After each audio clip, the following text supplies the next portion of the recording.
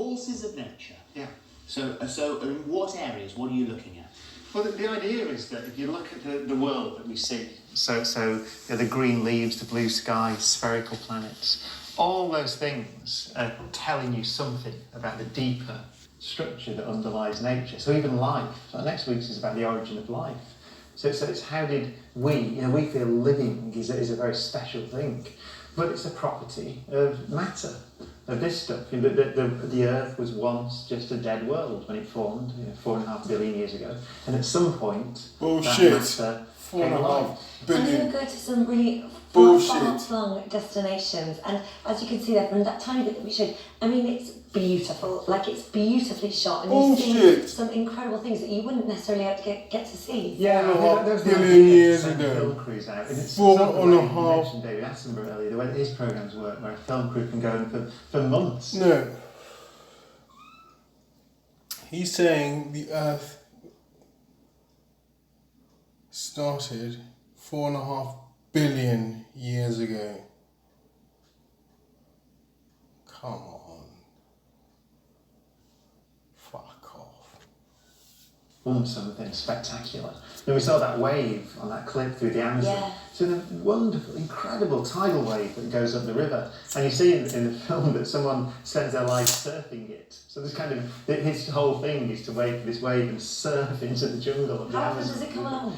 It comes when the moon and the sun are aligned. So I think it's about once every couple of months or something like that. The Pororoca, it's called. Well, you're not, because they go out and they sit for months waiting for something to happen, the right thing to happen. You're not there all the time. You're in this one less, aren't you? Yeah, I mean that was the idea, to film these beautiful things. You can't, if I'm there, it's kind of, you can't spend all that time. We had different crews out at the same time filming things. And then the idea is to try and stitch it together. Essentially, you ask the question, what is it? What's the tallest mountain you could make on a planet like the Earth? What sets that? So you've got the Earth's gravity, which depends on its mass, really, how much stuff is in the Earth. Yes, gravity. Bollocks. He's talking bullshit. I could have turned this video off when he started talking about 4 billion years. Now he's talking about gravity.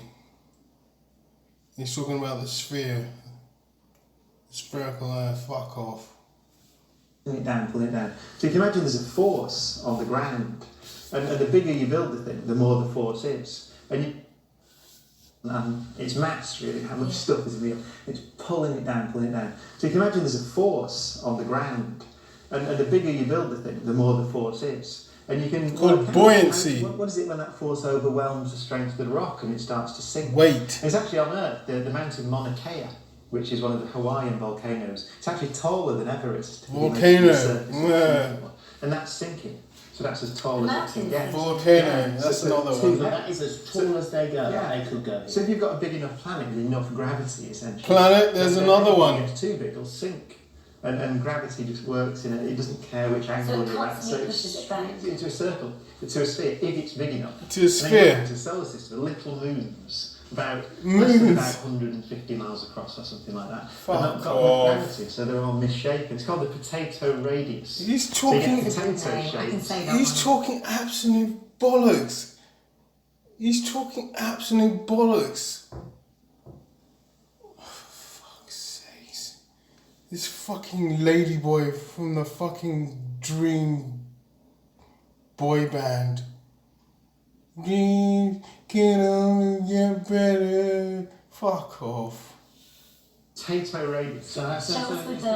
Oh yeah. So well, the way that I demonstrated it, you just wanted to get messy, don't you? So the way that we demonstrated it in the program, say, so what am I doing? If I want to make that into a ball, then I have to apply enough force to overcome the. That's if I don't bullshit. Force, then it'll stay like some sort of mistake, potato shape. So that's what gravity is doing, really. It's acting as a force that's squashing it down, and it'll turn it into a sphere because it acts the same in every direction. Hello YouTube. For more of the same, just click here bullshit. and don't forget This is all you can for subscribe fuck to even off. more